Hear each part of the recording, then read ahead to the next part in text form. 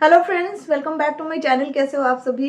तो डिलीवरी के टाइम में प्राइवेट पार्ट में डॉक्टर कैसे चेकअप करते हैं, हम आज इसके बारे में जानेंगे।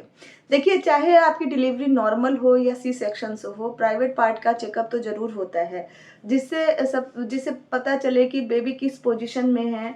अगर डॉक्टर अगर प्राइवेट पार्ट का चेकअप फिजिकली करते हैं तो उनको अगर समझ में ना आए तो फिर वो अल्ट्रासाउंड से भी चेक करते हैं।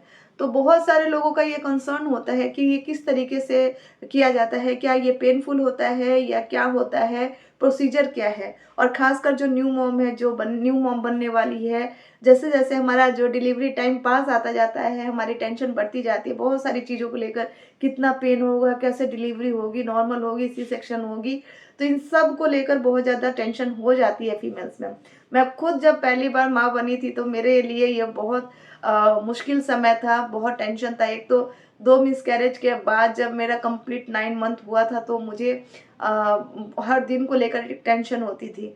और 2 मिसकैरेज में मैंने इतने बुरे टाइम को देखा था, इतना बुरा चीज़ें फेस की थी कि जब मैं पूरा 9 महीना कंप्लीट करके डिलीवरी के टाइम में गई तो मेरे अंदर से समझो कि मेरे अंदर एक थरथराहट सी थी, एक अजीब-सा कश्मकश था जिससे मैं मतलब किसी को बो एक्सप्रेस नहीं कर सकती थी, वो बस अंदर-अंदर था। ठीक है? तो वो चीज़ें आज आपके साथ शेयर करूँगी। डिलीवरी के टाइम में डॉक्टर क्या करते हैं और कैसे चेकअप करते हैं, आज हम जानते हैं। तो जैसा मेरा हुआ था वो चीज़ें मैं आपके साथ शेयर करती हूँ।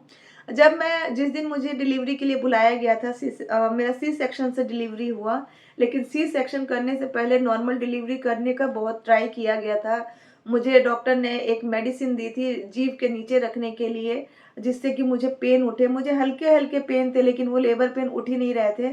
तो मेडिसिन देने के बाद डॉक्टर ने बोला कि थोड़ा वॉक करो ताकि आपको पेन आ जाए, लेकिन मेरा उस कुछ भी करने से भी पेन नहीं उठा था। तो पेन नहीं उठा तो फिर डॉक्टर ने मुझे चेकअप किया। मुझे सुला के मेरे पाँव को ऐसे करके और ऐसे खोल के और फिर मेरे वजाइना के अंदर हाथ उन्होंने इंसर्ट किया। तो ऐसा माना जाता है कि जब ये जो चीज़ें हैं ये अच्छे से इंसर्ट हो जाती है आपके वजाइना के अंदर, तो आप नॉर्मल डिलीवरी करने के लिए सक्षम हो, यानी कि बेबी आपका नीचे आ चुका है। लेकिन यहाँ पे भी फ़र्क पड़ता है कि आपका बेबी का सर नीचे है या क्या चीज़ नीचे है, उससे भी फ़र्क पड़ता है नॉर्मल डिलीवरी में। तो मेरा जो वजाइना था उसमें 3 उँगली ही जा रही थी, 4 उनकी नहीं जा रही थी, जिसकी वजह से भी मेरा नॉर्मल डिलीवरी नहीं हुआ। दूसरा, वो जब इस तरीके से चेकअप करते हो तो उस समय आपको मुझे दर्द नहीं हुआ था, एक्चुअली दर्द नहीं होना चाहिए। क्योंकि उस सिचुएशन में हम नहीं रहते कि दर्द होगा, क्योंकि उस समय हमारा वजाइना ऑलरेडी बड़ा हो रखा होता है, उसकी साइज़ इंक्रीज़ हो रखी होती है। जिन लोगों की ऐसी सिचुएशन में नॉर्मल डिलीवरी होती है तो उनको हो सकता है कि थोड़े से कट भी लगाए जाते हैं। तो मेरी नॉर्मल डिलीवरी नहीं थी, मेरी सी सेक्शन से उसके बाद डिलीवरी की गई थी, क्योंकि मेरा बेबी एक तो कंधे के साइड से नीचे था, दूसरा उसके गले में वो जो नाल होती है गर्भ नाल, वो उसने लपेट रखा था 3 टाइम।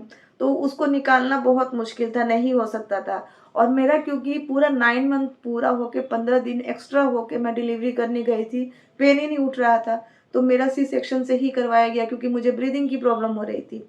तो इस तरीके से मेरा अंदर चेकअप हुआ। इस समय कोई दर्द नहीं होता है एक्चुअली, मुझे दर्द नहीं हुआ था। मुझे और लोगों का पता नहीं है कि लोगों का क्या एक्सपीरियंस होता है।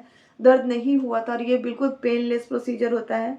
और ये डॉक्टर टू डॉक्टर भी डिपेंड करता है कि वो कैसे इस चीज़ को देखते हैं, किस तरीके से वो अपने पेशेंट्स के साथ डील करते हैं।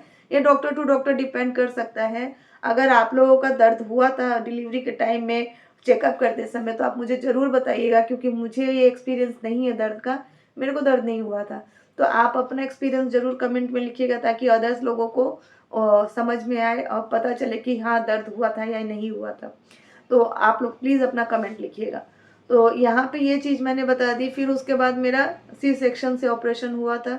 ऑपरेशन से डिलीवरी हुई और डिलीवरी में मुझे बेबी बॉय हुआ था। डिलीवरी का जो पूरा प्रोसेस था वो 45 मिनट्स का था, जिसमें स्टिचेस वगैरह सारा लग के और लग गए थे।